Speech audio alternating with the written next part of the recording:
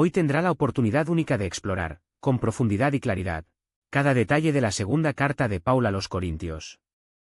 Este no es un mero resumen, sino un análisis exhaustivo que desentraña los secretos, los contextos y la transformación de mensajes de este texto sagrado.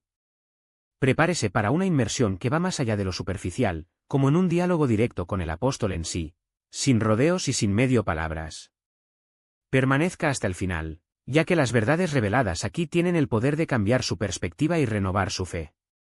Imagine una comunidad cristiana desgarrada por conflictos internos, sacudidos por escándalos, disputas de poder y preguntas sobre la legitimidad de su líder. Pablo, el apóstol que los guió, fue visto por algunos como débiles, otros como oportunistas y muchos dudaban si realmente hablaba en el nombre de Dios. Es en este entorno de tensión y desconfianza que surge esta extraordinaria carta.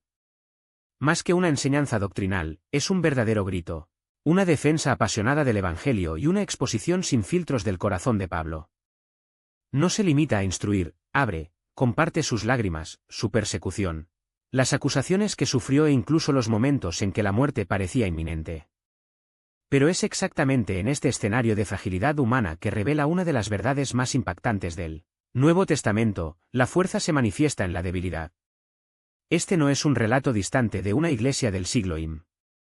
Es un espejo de nuestras propias batallas, las críticas que enfrentamos, las inseguridades que nos persiguen y la búsqueda de una fuerza que solo Dios puede ofrecer cuando todo parece colapsar. Si usted, como yo, ve a la Biblia no como un antiguo libro de cuentos, sino como la voz viva de Dios resuena en nuestro tiempo, deje su testimonio. Antes de continuar, sintonicemos con esta voz divina. Comencemos con el primer capítulo. La apertura de la segunda Corintia puede parecer simple a primera vista, pero ya lleva la esencia de lo que vendrá. Pablo se presenta a sí mismo como apóstol de Cristo Jesús por la voluntad de Dios, junto a Timothy, que se dirige a la iglesia en Corinto y a todos los santos de la región. Esta introducción es estratégica, declara su autoridad divina, pero también su proximidad, como un hermano que comparte el mismo viaje. No es un líder distante, sino alguien que se identifica con los desafíos de los que escribe. Luego invoca la gracia y la paz, no como una formalidad, sino como una base de todo lo que se dice, un recordatorio de que incluso en las tribulaciones, la bendición de Dios sigue siendo inquebrantable. Lo que viene a continuación es una declaración que define el tono de toda la carta. Bendito sea el Dios y el Padre de nuestro Señor Jesucristo, el Padre de las mercies y el Dios de todo consuelo. Aún no comienza con lamentos, sino con gratitud. Él revela una verdad fundamental: el sufrimiento no es un castigo sin propósito, sino un canal a través del cual la misericordia y la comodidad de Dios se vuelven tangibles.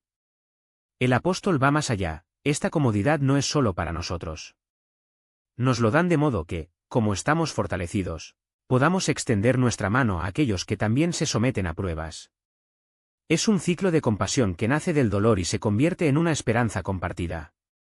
Pablo luego conecta esta dinámica con Cristo mismo.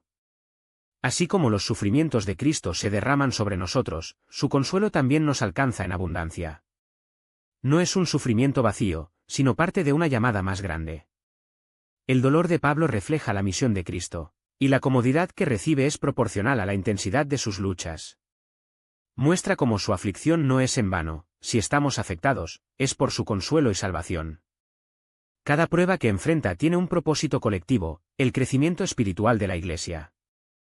Su dolor personal se vuelve en servicio a los demás, un concepto que desafía nuestra visión moderna sobre el sufrimiento y el significado. El apóstol luego informa un episodio de angustia extrema en Asia, donde la presión fue tan intensa que incluso dudó de su propia supervivencia. No hay disfraces aquí: Pablo expone su vulnerabilidad, demostrando que la fe no elimina el dolor sino que lo transforma. Esta honestidad radical nos enseña que incluso en los momentos más oscuros hay un propósito. Él explica: sentimos la sentencia de muerte en nosotros mismos para que no confiemos en nosotros mismos, sino en Dios, que resulta a los muertos. El sufrimiento no es una derrota, sino una invitación para depositar nuestra confianza no en nuestra fuerza, pero en la fidelidad divina.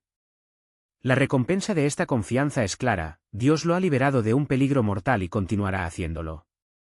Paul no habla de una salvación pasajera, sino de esperanza inquebrantable, incluso frente a las mayores tormentas. También destaca el papel vital de la comunidad. Nos ayudas con tus oraciones, dice, mostrando que la intercesión de los hermanos es una parte esencial del ministerio. La liberación no proviene del aislamiento, sino de la unión en la fe. Finalmente, Pablo aborda las críticas por sus planes, reafirmando su integridad. Nuestra gloria está en el testimonio de una conciencia pura, guiada no por la sabiduría humana, sino por la gracia de Dios. Deja en claro que sus acciones no se ven movidas por intereses personales, sino por un compromiso genuino con Dios y la Iglesia. Y concluye con una promesa de transparencia: no escribimos nada que no se pueda entender. Su deseo es que, el día del Señor, son una fuente de orgullo mutuo, un vínculo que une al líder y la comunidad en el mismo propósito. No es la habilidad humana la que valida el ministerio, sino la gracia que opera a través de aquellos que se rinden a Dios. Pablo deja en claro: su autoridad no nace de su propio mérito, sino de la suficiencia divina que le permite. No es que seamos competentes para que pensemos algo como nosotros, por el contrario, nuestra competencia proviene de Dios, dice. Esta declaración desmonta cualquier reclamo de autosuficiencia y coloca todo el enfoque en el origen celestial del servicio cristiano. El apóstol no busca gloria para sí mismo, sino que dirige cada ojo a quien lo convirtió en ministro del nuevo pacto, un pacto no de condenación, sino de la vida, no de letras muertas, sino de un espíritu vital. Y aquí Pablo establece un contraste radical entre el antiguo y el nuevo pacto. Mientras que la ley, registrada en piedra, trajo conocimiento del pecado, el espíritu, escrita en corazones, trae transformación y libertad. Si el ministerio de muerte, registrado con cartas en piedras, vino con gloria, hasta el punto de que los israelitas no pueden fijar sus ojos en la cara de Moisés debido a la gloria transitoria, ¿cuánto más glorioso el ministerio del espíritu, no? Su argumento es irresistible: si incluso la ley, que condena, tenía esplendor, mayor es la gloria del Evangelio, que justifica y acelera. No hay comparación posible. El nuevo pacto no solo supera al viejo en brillo, sino que lo hace obsoleto, ya que donde está el Espíritu del Señor, hay libertad. Pero Pablo no se contenta con teorizar. Desafía a los corintios a ver la evidencia de esta gloria en sus propias vidas. Todos nosotros, con una cara descubierta, contemplamos la gloria del Señor y estamos transformados en su semejanza, de la gloria a la gloria, por la acción del Espíritu del Señor. No es un cambio superficial, sino una metamorfosis espiritual, continua, progresiva, irreversible. El velo que cubría los corazones debajo del antiguo pacto fue eliminado en Cristo. Ahora la verdad ya no está velada, ella brilla, y los que la abrazan son transfigurados por ella. Aquí está la esencia del ministerio apostólico: ser un espejo que refleje la gloria de Dios. Pablo no se predica a sí mismo, sino a Cristo Jesús como Señor. Su papel no es ser el centro de atención, sino un canal a través del cual se irradia la luz divina. Para Dios, quien dijo: la oscuridad brilla la luz, él mismo brilló en nuestros corazones para iluminar el conocimiento de la gloria de Dios en el rostro de Cristo. Esta luz no debe almacenarse sino compartirse, un tesoro en los vasos de arcilla, de modo que la excelencia del poder es de Dios y no de los hombres. Por lo tanto, Pablo conecta la autoridad del ministerio con su fragilidad humana. Los apóstoles no son superhumanos, sino recipientes frágiles que tienen un poder sobrenatural.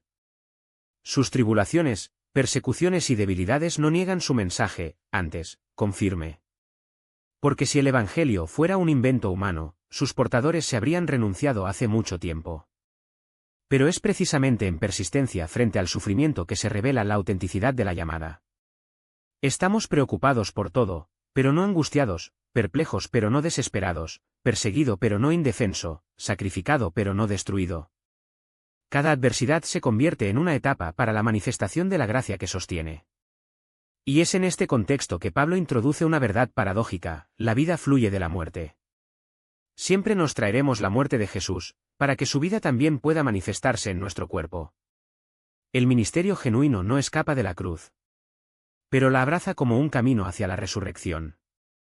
La debilidad del siervo se convierte en la etapa donde se exhibe la fuerza de Dios. No es coincidencia que, si bien el cuerpo exterior está dañado, el hombre interior se renueva día a día. La perspectiva eterna redefine el significado del sufrimiento actual: las aflicciones ligeras y momentáneas producen una gloria eterna inigualable. Pablo, por lo tanto, no solo defiende su autoridad, sino que la redefine.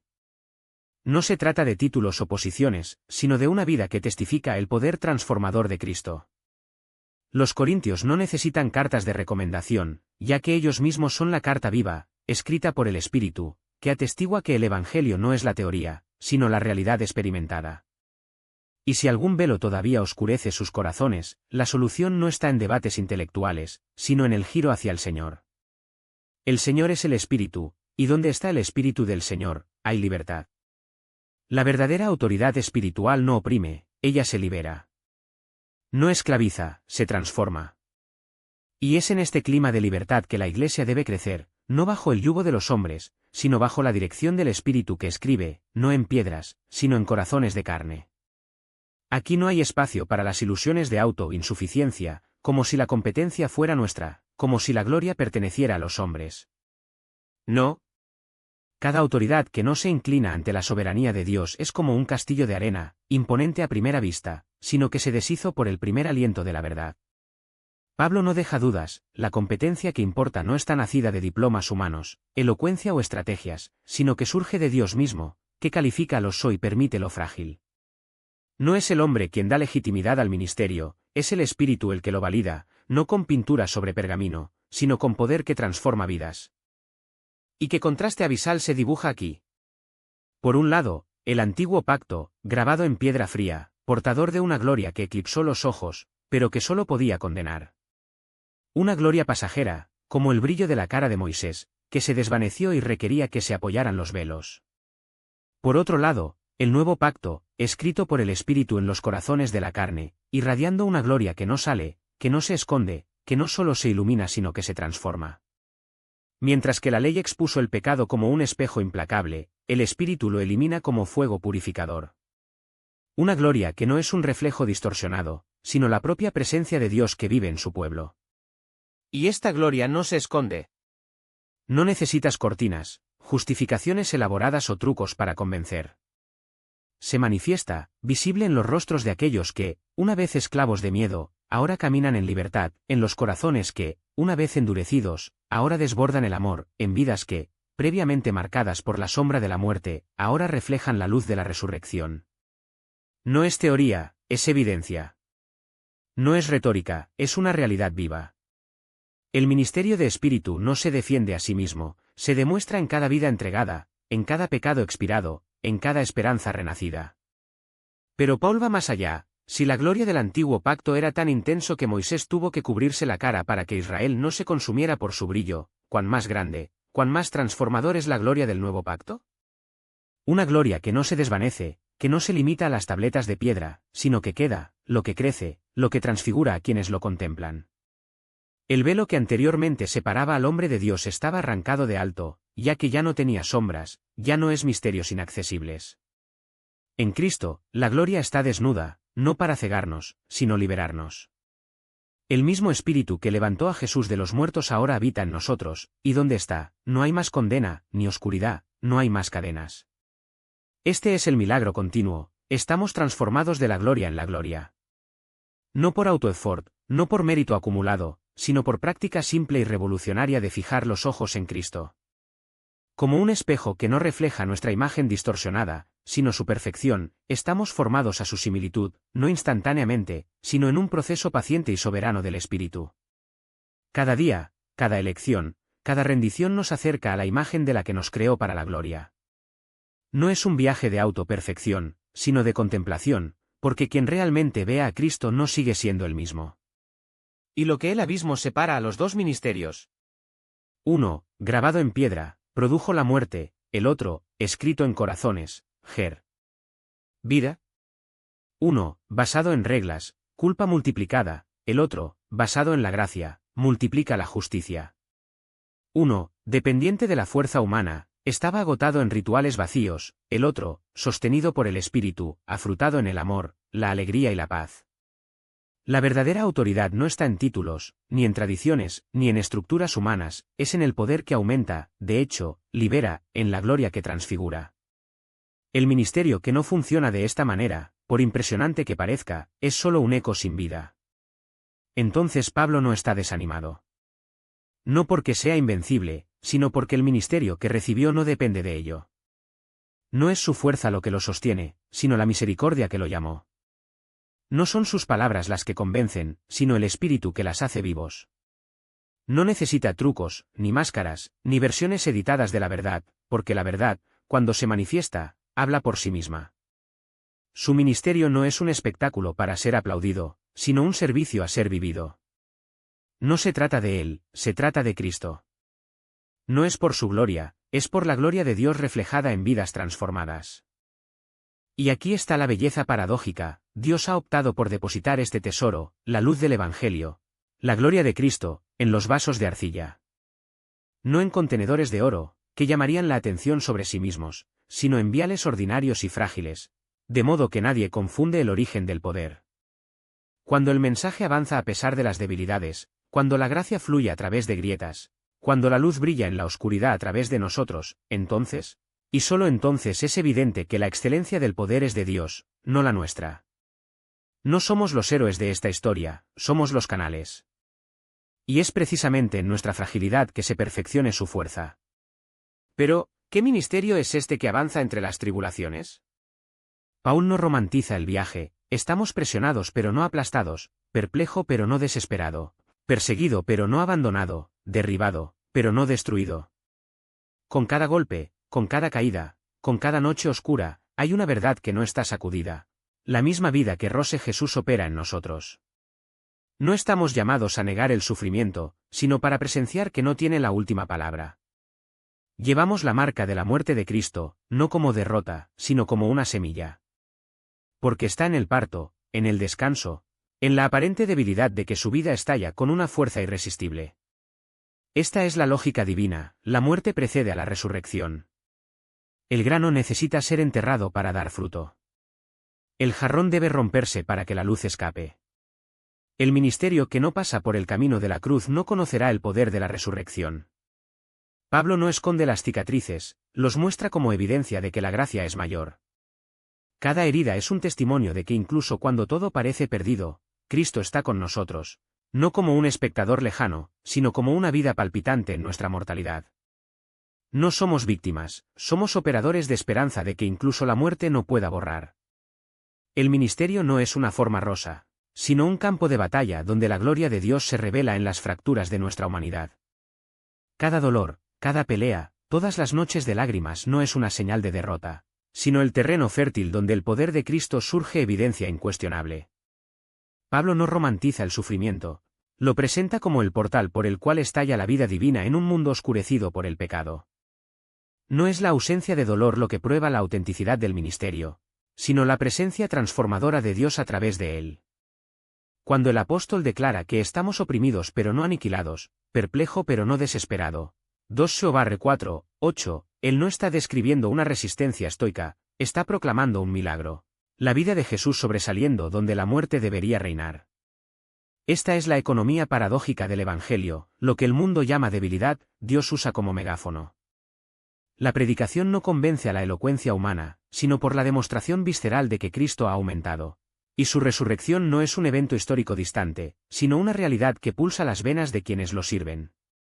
Paul no oculta las marcas del combate, los levanta como banderas de un reino que no se pueden sacudir. Cada cicatriz es un sermón silencioso: aquí, donde ves límites, Dios escribe tu victoria. El ministerio no se mide por aplausos o estadísticas, sino por la capacidad de, incluso aplastado, continuar brillando, no la luz frágil de una vela, sino el fuego devorador del Espíritu que consume oscuridad. Y luego, como quien desintegra un misterio sagrado, Paulo lee: a nuestros ojos más allá de lo visible, para nuestra tribulación ligera y momentánea produce un peso eterno de gloria para nosotros sobre todo. 2 Corintios 4 y 17. No se trata de minimizar el dolor, sino de redefinirlo a la luz de la eternidad. Lo que parece insoportable aquí es, de hecho, el crisol donde Dios forja una gloria que incluso los siglos pueden borrar. El apóstol no nos ofrece un escapismo espiritual, él nos invita a una perspectiva revolucionaria. El sufrimiento no es el final de la historia, es el preludio de la gloria. Y es en este contexto que Pablo desarrolla, en el capítulo 5, la visión que apoya al creyente en medio del caos: una morada eterna, no construida por las manos humanas, pero tejida por la propia promesa de Dios. Sabemos que si nuestra casa terrestre, este tabernáculo, si nos detenemos, tenemos un edificio de Dios, hogar no hecho por manos, eternas, en cielos, 2 Seobar 5, 1. No es un escape de la realidad, sino la declaración audaz de que esta vida no es todo lo que existe. El cuerpo envejecido, la fuerza abierta, las batallas que nos agotan, nada de esto tiene la última palabra. Dios ya ha preparado un lugar donde la fragilidad será tragada por la eternidad, donde cada rotura se transformará en joyas, donde la justicia finalmente triunfará sobre la descomposición. Pero Paul no nos deja soñar solo con el futuro. Ancla esta esperanza en el presente a través del Espíritu Santo, la promesa, la primera parte de una herencia que aún no hemos visto, pero ya lo hemos hecho. Dios nos ha dado el Espíritu como garantía, 2 Seobar 5, 5. No es una promesa vaga, es un sello divino clavado en nuestros corazones, prueba de que lo que Dios comenzó, Él completará. El gemido que escapa de nuestros labios no es de desesperación, sino de anhelo, como el novio de la novia, como el agricultor que espera la cosecha, como el exilio que sabe que hay un hogar. Queremos ser cubiertos, para que el mortal pueda ser absorbido por la vida, 2 Seobar 5, 4. No es una negación de la vida terrenal, sino la certeza de que es solo el primer capítulo de una historia interminable. Y aquí está el corazón del coraje cristiano, caminamos por la fe, no por vista, 2 Seobar 5, 7. No es una fe ciega, sino una visión tan clara que ve más allá de lo visible.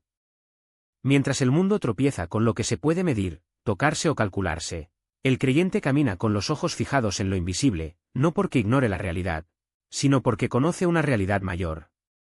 La misma fe que sacó a Abraham sin mapa, que hizo que Moisés eligiera la afrenta en lugar de los tesoros de Egipto, que llevó a Pablo a cantar en prisión, es la que nos sostiene hoy.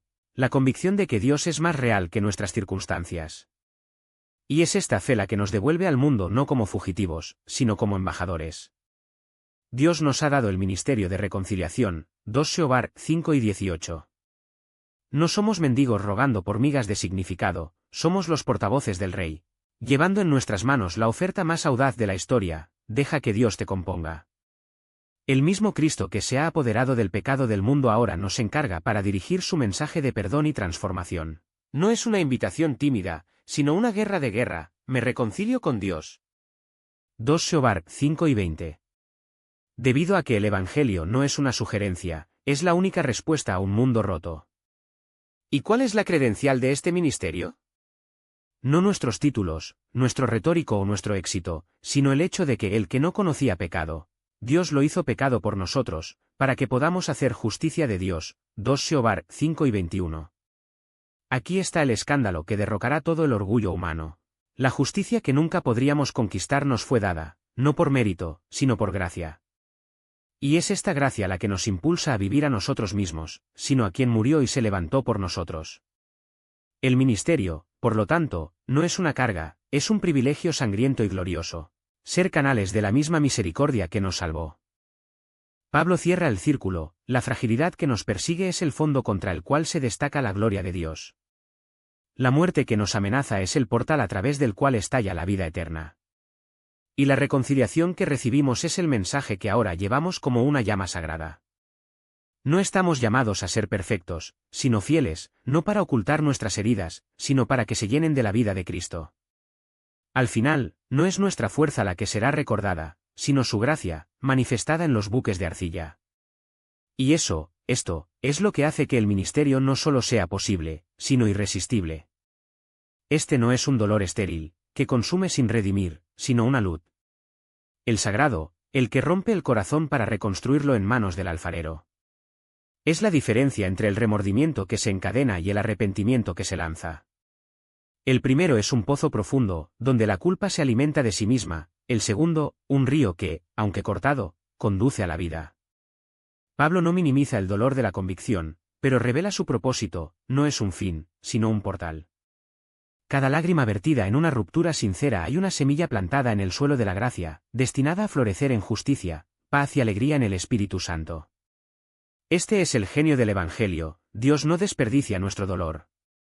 La tristeza que nace de su toque no nos hace postrar, sino de rodillas, no tan derrotados, sino como adoradores. Los corintios experimentaron esto. Su angustia temporal, provocada por la disciplina apostólica, no era en vano, anteriormente, produjo diligencia, indignación, miedo, anhelo, celo y reivindicación. Vea el milagro, donde el mundo solo ve culpa, Dios virtud de esculpe. Donde la carne requiere desesperación, el espíritu susurró la esperanza.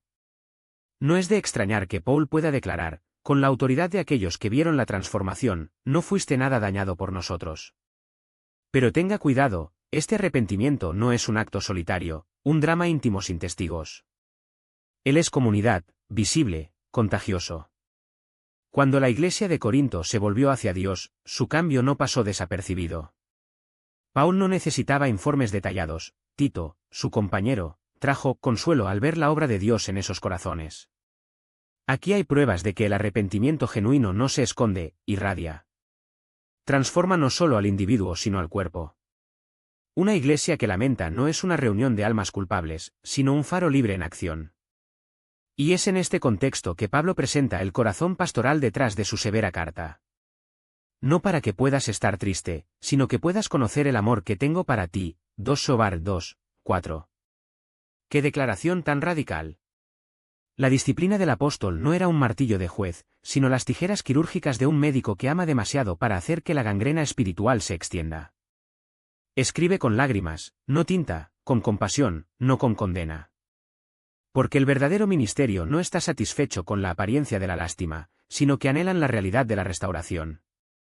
Ahora imagine la escena, una iglesia previamente dividida, herida por pecados y disensiones, ahora unidos en propósito y pasión por Cristo. ¿Qué ha cambiado?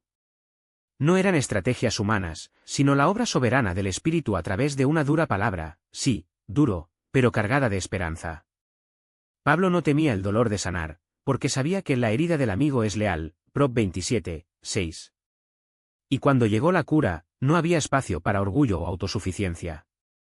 La gloria era todo Dios, que consuela a los sacrificados y acelera el contrito del corazón. Aquí es donde el capítulo 7 alcanza su clímax. La alegría del ministerio no es evitar conflictos, sino ver vidas rescatadas. No está en ser aplaudido, sino en ser un instrumento de transformación. Paul no se regocija en haber vencido una discusión, sino porque en todo lo que estás enriquecido en él, en cada palabra y en todo conocimiento.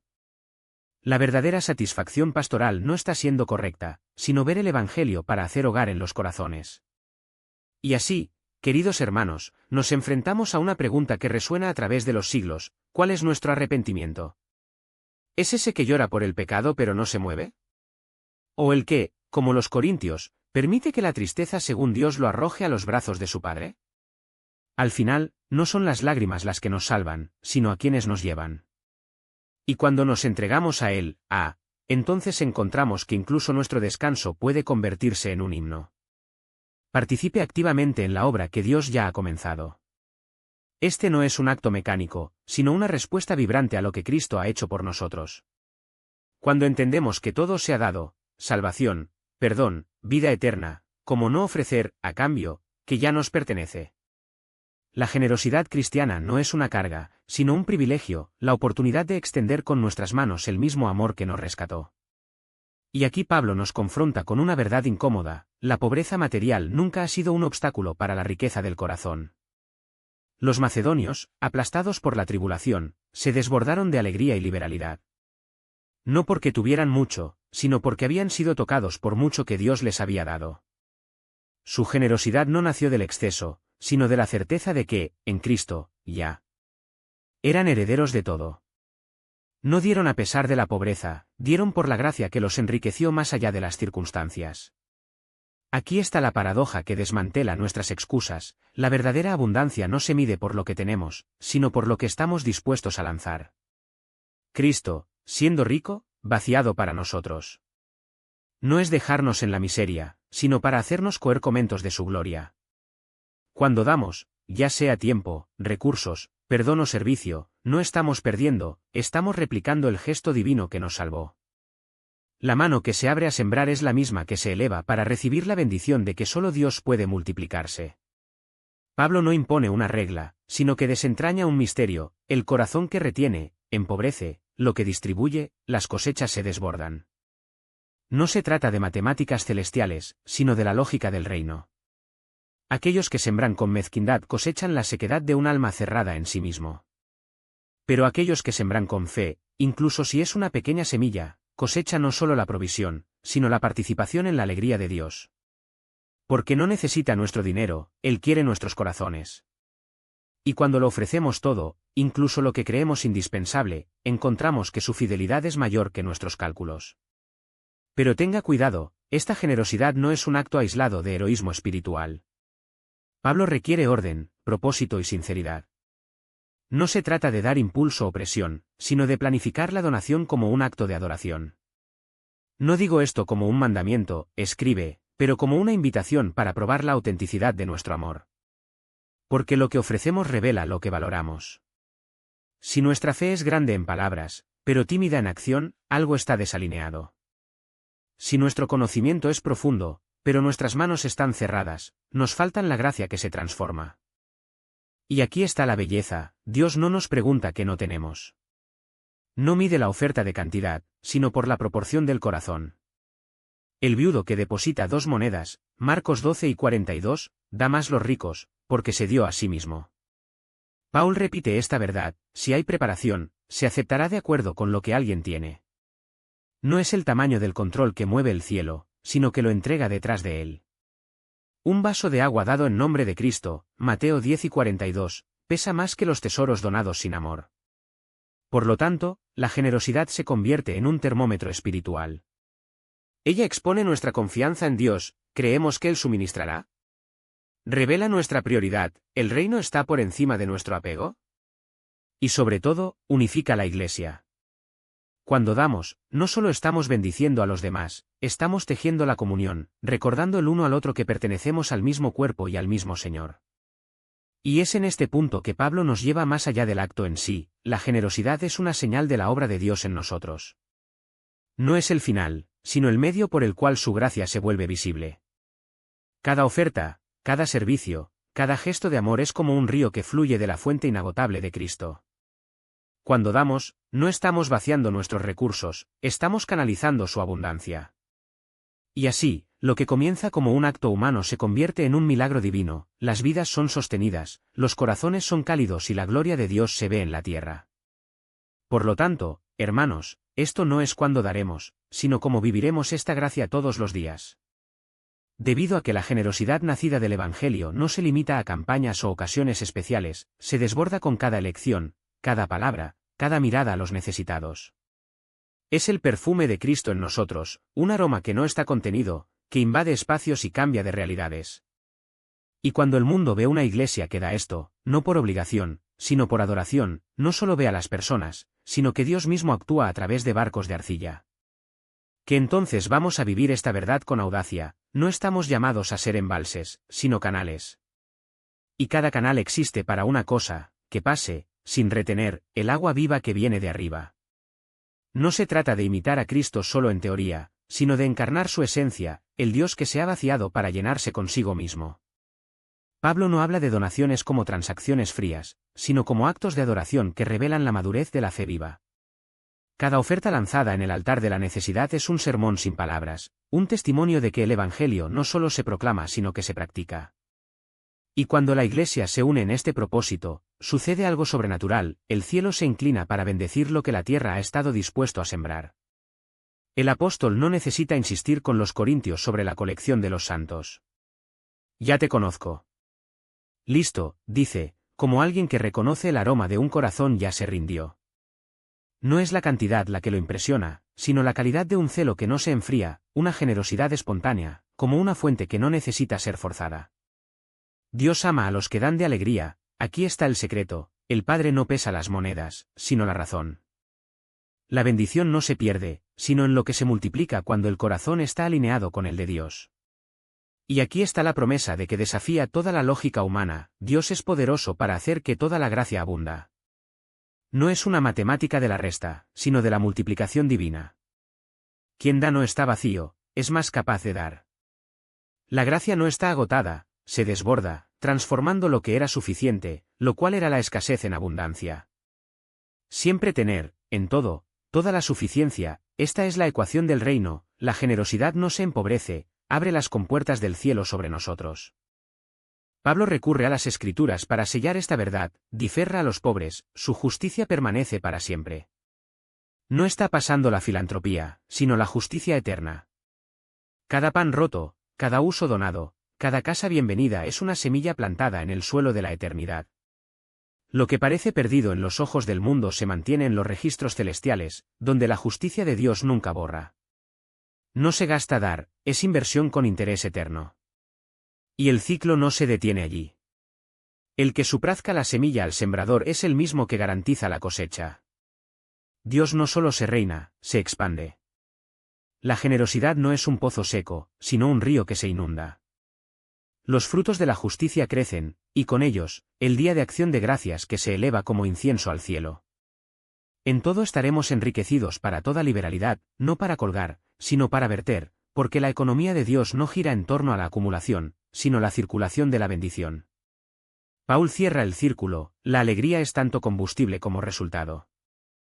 Él compartió generosamente, dio a los pobres, su justicia permanece para siempre.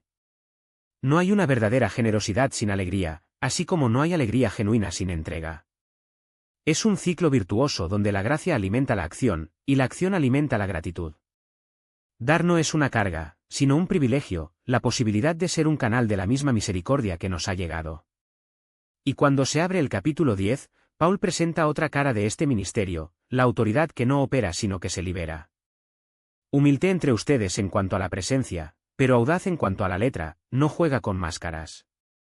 Su fuerza no está en estatura física, sino en la unción que rompe los corazones. Porque el poder verdadero no se mide en decibelios o gestos teatrales, sino en la capacidad de, incluso desde la distancia, mover voluntades a Dios. Aunque caminamos en la carne, no militamos según la carne. La batalla del cristiano no se libra con espadas de acero, sino con armas que desmantelan las fortalezas invisibles. Pablo no teme las confrontaciones, pero sabe que el enemigo no es carne y hueso, son las mentiras las que esclavizan, los argumentos que ciego, los muros de altamente elevadores contra la verdad. Y en contra de eso, solo hay una estrategia, traemos todo pensamiento a la obediencia de Cristo. No es dominación, es restauración. No es imposición, es revelación. El ministerio genuino no aplasta, se renueva. Paul no desafía su autoridad como cetro, sino como bisturí, precisa, necesaria, siempre al servicio de la salud corporal. Estamos listos para castigar a toda desobediencia, no por placer, sino porque el amor a veces duele antes de sanar. La disciplina no es lo opuesto a la gracia, es la gracia que actúa para que nadie se pierda en el camino. Y aquí está la marca de un líder según Dios, lo que gloria es sobre lo que Dios nos ha dado para el progreso de la Iglesia. No hay espacio para egos inflados cuando el objetivo es Cristo formado en su pueblo. La medida de la autoridad no es tantos como usted lo sigue, sino cuántos se llevan más cerca de ella.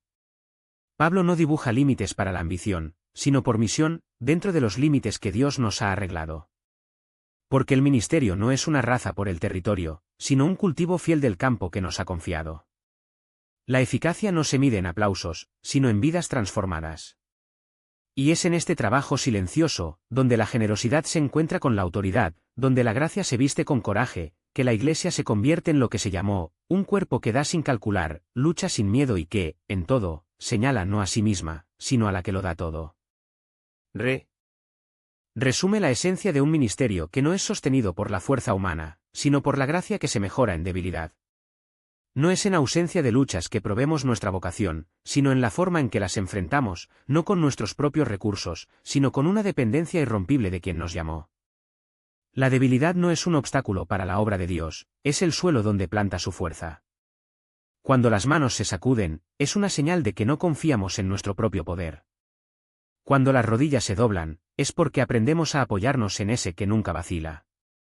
Paul no enumera sus sufrimientos como trofeos de resistencia, sino como marcas de un ministerio que no se dobla a la lógica del mundo. Cada cicatriz es un testimonio de que la autoridad espiritual no se mide por títulos o aplausos, sino por la voluntad de romperse para que Cristo pueda ser exaltado. Los falsos apóstoles exhibieron credenciales humanas, las heridas de una verdadera batalla espiritual. Buscaron gloria, la cruz. Hablaron de poder, de un poder que se revela cuando todo lo demás falla.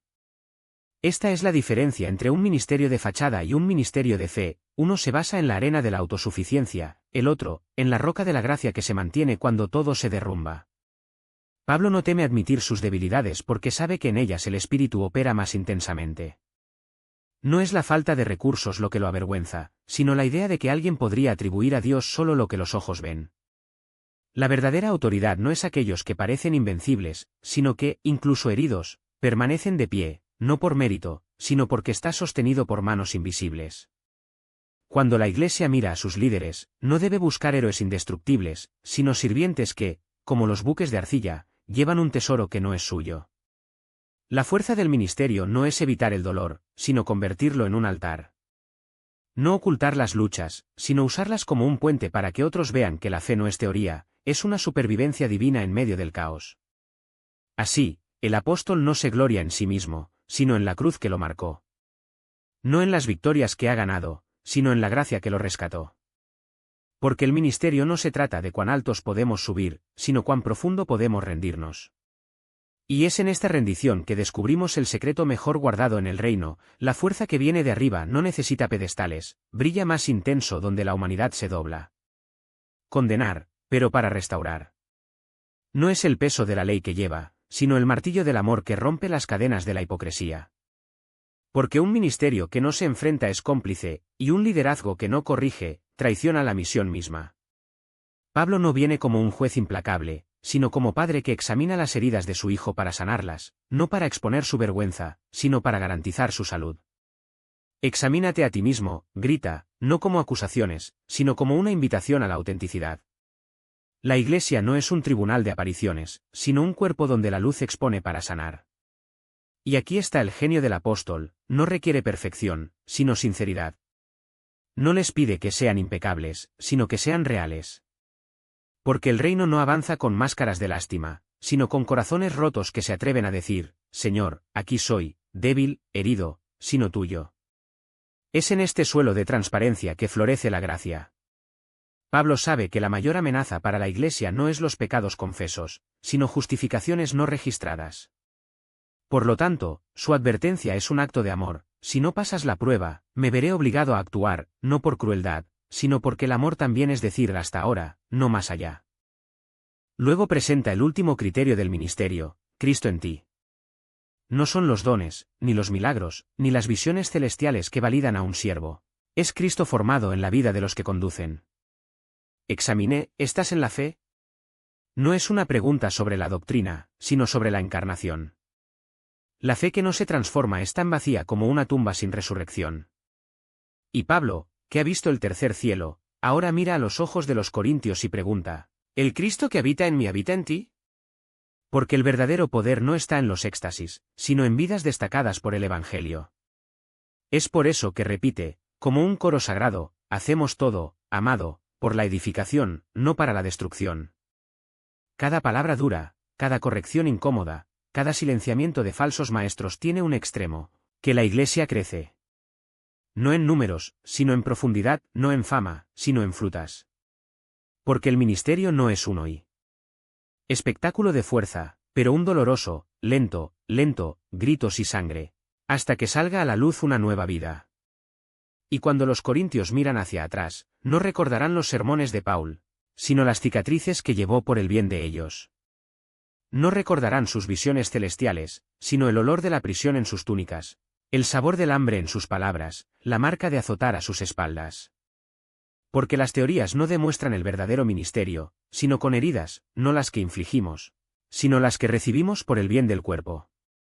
Así, Pablo no termina con amenazas, sino con una bendición que también es un desafío: la gracia del Señor Jesucristo, y el amor de Dios y la comunión del Espíritu Santo están con todos ustedes.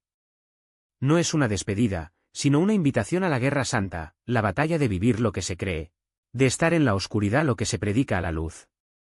Porque el ministerio no termina cuando termina la carta, termina cuando la vida deja de presenciar. Y es en este punto que la Iglesia de Corinto, y cada iglesia que se atreve a leer estas palabras, enfrenta la pregunta que hace eco a través de los siglos: ¿todavía podemos sorprendernos con gracia después de todo? Porque el ministerio de Pablo, en esencia, no se trataba de él. Se trataba de un Dios que elige al frágil para confundir el fuerte. Y si hoy, como entonces, la Iglesia necesita algo, no es más poder, sino más rendición, no menos debilidad, sino más a Cristo. Esto no es castigo, sino restauración. Examinaré sus comportamientos, dice Paul, no con el tono de un juez implacable, sino como padre que sabe que el amor verdadero no cierra los ojos a lo que destruye. Si hay entre ustedes que persiste en el pecado, no se salvará, no por crueldad, sino porque el Señor no nos ha llamado a la complacencia, sino a la santidad. La autoridad de Pablo no es un cetro de poder, sino un instrumento de curación, corregir para restaurar, confrontar a la disciplina libre para que la comunión no esté rota sino renovada. El apóstol no está interesado en condenar sino en la transformación. Examina a ti mismo, desafía, porque la madurez espiritual no se mide por la capacidad de señalar fallas en los demás, sino para el coraje de enfrentar la suya. La fe que no se somete al escrutinio de la conciencia es una fe frágil. La santidad que no pasa a través del tamiz de la autoevaluación es una santidad de la fachada. Paul no quiere seguidores que simplemente escuchen, quiere discípulos que se confronten, que están moldeados, que no crecen por presión externa, sino por rendición interna. Y aquí está la alerta solemne, el pecado un cupido endurece el corazón. No quiero que encuentres defectuoso, advierte el apóstol, porque él sabe que la indiferencia espiritual es un veneno lento. La disciplina no es un fin en sí misma, sino un camino hacia la integridad, para que la Iglesia no sea una reunión de máscaras, sino un cuerpo vivo y firme, completo en la obra de Cristo. Pablo equilibra la gravedad de la verdad con la ternura de la esperanza. Sí, hay fallas para enfrentar, pero también hay suficiente gracia para restaurar. Sí, hay pecado para ser abandonado, pero hay un Dios que no renuncia a su pueblo. Y cuando habla de autoridad, no es la autoridad de los tronos humanos, sino el que construye. Para fortalecer, corregir y restaurar, este es el ministerio que refleja el corazón de Dios. Una autoridad que no aplasta sino que aumenta, eso no humilla sino canjeado, quien no busca gloria propia, sino la gloria de Cristo manifestada en una iglesia unida, santa y decidida. Pablo no transmite órdenes de un trono lejano, extiende sus manos mientras dice, ven y deja que Dios nos forme juntos. ¿Y cómo apoyar todo esto? No por la fuerza de los brazos humanos, sino por la gracia que fluye del trono. La gracia del Señor Jesucristo, el amor de Dios y la comunión del Espíritu Santo, aquí está el fundamento. Estas no son palabras de despedida, sino una bendición que resuena como una promesa, todo crecimiento, toda corrección, cada restauración depende de ello. No estamos llamados a llevar la carga solo, sino para rendirnos al que ya ha ganado. Este capítulo 13 no es un epílogo, sino un llamado a la vigilancia. Una iglesia que no se examina a sí misma, envejece sin crecer. Un creyente que no se enfrenta, vive en la ilusión de la seguridad. La madurez cristiana no es la ausencia de fracasos, sino la voluntad de enfrentarlos a la luz de la cruz. Es la coherencia entre lo que se cree y lo que se vive, la preparación para el arrepentimiento, el compromiso con una comunidad que conde sus heridas, pero las da al corazón de los corazones. Y así, la segunda carta a los Corintios termina, no como un manual de reglas, sino como un espejo que refleja nuestras propias luchas y la fidelidad de un Dios que no nos abandona en ellas. Paul no escondió sus lágrimas, ni suavizó sus batallas. Ha demostrado que el ministerio genuino no se basa en las etapas de éxito, sino en los altares de la debilidad donde la gracia demuestra ser suficiente. Hemos visto una iglesia dividida para aprender que el uniforme no es uniforme, pero el amor que cubre multitudes de pecados. Un apóstol perseguido demuestra que la comodidad de Dios no debe mantenerse sino derramarse. Y todos nosotros, los lectores siglos después, nos enfrentamos a la misma pregunta, ¿estamos dispuestos a dejar que nuestras debilidades se conviertan en la etapa donde Dios muestra su fuerza? Si este viaje te tocó, no dejes que termine en silencio. Marque este momento no como un fin, sino como un nuevo comienzo. Escriba no solo como una lectura completada, sino como quien fue transformado por ella. He completado el viaje por la segunda carta a los Corintios, y ahora sé que la fuerza de Dios se revela en mi debilidad. Que estas palabras no sean un mero comentario, sino un voto, el compromiso de vivir lo que se ha aprendido, para consolar lo reconfortado, servir como se le sirvió.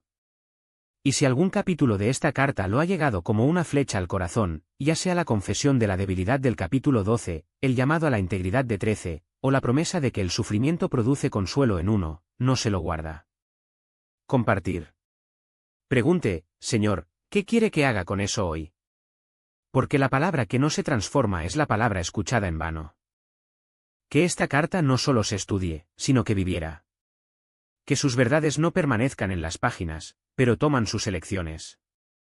Que te vayas aquí no solo sepas que la gracia es suficiente, sino que vivir como si fuera sostenida por ella. Y sí, cuando cierras estas páginas, te das cuenta de que aún no sabes la que transforma la debilidad en fuerza. Hoy es el día. No esperes tener todas las respuestas. No requieren señales. Solo ven. Digamos, con un corazón roto y manos abiertas, Jesús, te necesito. Te recibo como mi Señor. Toma mis debilidades, mis miedos, mis fracasos, y los convierten en el lugar donde se verá tu gloria. Porque no solo puede, sino que está esperando hacer exactamente eso. Que la paz de Cristo, que exceda toda comprensión, mantenga su corazón. Que la gracia fue suficiente para Paulo para ti. Y donde quiera que estés, tu vida es una respuesta viva a la pregunta que resuena de Corinto. ¿Todavía nos sorprendemos la gracia? Hasta que nos volvamos a encontrar, estar aquí, o en presencia de aquel que nos llama, que no camina con la fuerza de lo que es, sino con la certeza de la que es para usted.